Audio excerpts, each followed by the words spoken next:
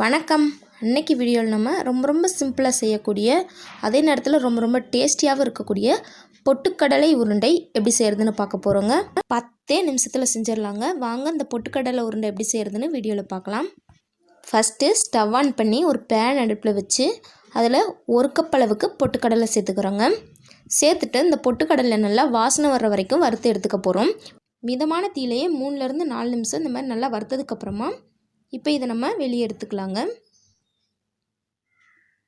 இப்போ அதே பேன்லேயே நம்ம எந்த கப்பில் பொட்டுக்கடலை எடுத்தோமோ அதே கப்பில் 1/2 கப் அளவுக்கு வெல்லம் சேர்த்துக்கிறேன்.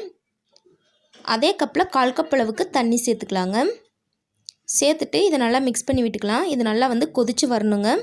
கட்டிகள் எதுவுமே இல்லாமல் நல்லா கரைஞ்சி கொதித்து வந்திருக்கு. இப்போது இந்த வெள்ளை கரைசலை வடிகட்டி எடுத்துக்க போகிறோங்க. வெள்ளத்தில் ஏதாச்சும் தூசி இருக்கும். அதனால் இந்த மாதிரி நல்லா கொதிக்க வச்சதுக்கப்புறமா வடிகட்டிட்டு மறுபடியும் இதை அதே பேன்லேயே சேர்த்துக்கலாங்க. சேர்த்துட்டு ஸ்டவ் ஆன் பண்ணி இதை மறுபடியும் நல்லா கொதிக்க விட்டுடலாங்க. கரெக்டான பதம் வர்ற வரைக்கும் இதை நல்லா கொதிக்க விட்டுக்கலாம். ஹை ஃப்ளேம்லேயே ஒரு 5 நிமிஷம் இதை நல்லா கொதிக்க விட்டுருங்க. இந்த அளவு நல்லா கொதித்து வந்ததுக்கப்புறமா பாகோட பதம் கரெக்டாக இருக்கா அப்படிங்கிறத டெஸ்ட் பண்ணி பார்த்துக்கலாங்க. எந்த அளவு திக்காய் வந்திருக்குன்னு பாருங்கள். ஒரு சின்ன பவுலில் தண்ணி எடுத்துகிட்டு அதில் நம்ம ரெடி பண்ணி வச்சுருக்க பாகை ஊற்றிடுங்க. ஊற்றுனதுக்கப்புறம் உருட்டி எடுத்தோம் அப்படின்னா எடுக்க வரணுங்க. எடுக்கும்போது தண்ணியில் கரையாமல் எடுக்க வரணுங்க. எடுத்து உருட்டினா இந்த மாதிரி நல்லா உருண்டு வரணுங்க. இப்போ நம்மளோட பாகோட பதம் கரெக்டாக இருக்குங்க.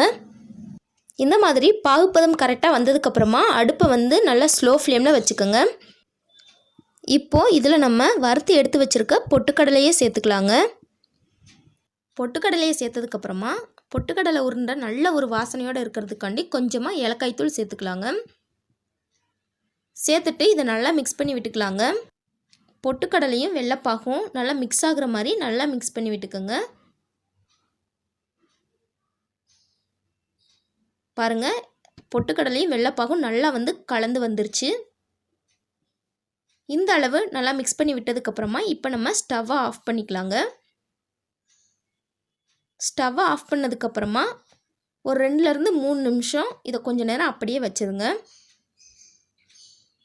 அதுக்கப்புறமா கையில் கொஞ்சமாக நெய் அல்லது எண்ணெய் தடவிக்கோங்க. தடவிட்டு சூடோடையே இதை நல்லா உருண்டை பிடிக்க ஆரம்பிச்சிடலாங்க. சூடு இருக்கும்போது பிடிச்சாதான் பிடிக்க வரும். ஆறிடுச்சு அப்படின்னா அப்படியே உதிரியாக ஆயிருங்க. அதனால் சூடாக இருக்கும்போதே இந்த மாதிரி பிடிச்சு எடுத்துக்கோங்க. பாருங்கள் எந்த அளவு பர்ஃபெக்டாக நம்மளோட பொட்டுக்கடலை உருண்டை ரெடி ஆயிடுச்சுன்னு.